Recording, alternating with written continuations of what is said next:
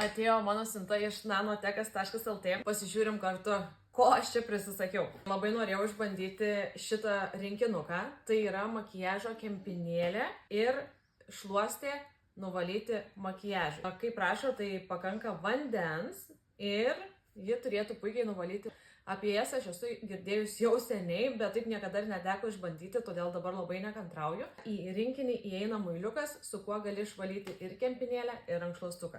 Automobiliui panelės valiklis. Aš pati dažniausiai į mašiną nelendu, bet dabar šitą taip norėsiu labai išbandyti. Noriu net pažiūrėti, koks kvapas. Aha, gerai. Nemėgstu įkyrių kvapų, ypač kai važiuoju su vaikais automobiliu.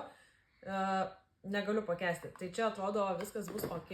Šveičiamoji kūno šluostė.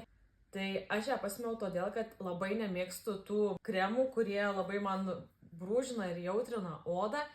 Tai išbandysiu šitą. Taip pat nano danga stiklui.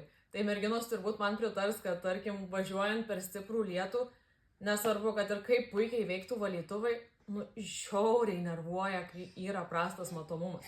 Tai padengus šitą nano dangą, turėtų visas vanduo tiesiog staigiai nutekėti ir valytuvai daug lengviau atlikti savo darbą. Kadangi pas mane langai namuose visada yra tiesiog baisus, nes vaikai juos liečia, bučiuoja ir panašiai, tai pasimiau nano šluostės, kurios turėtų puikiai nuvalyti.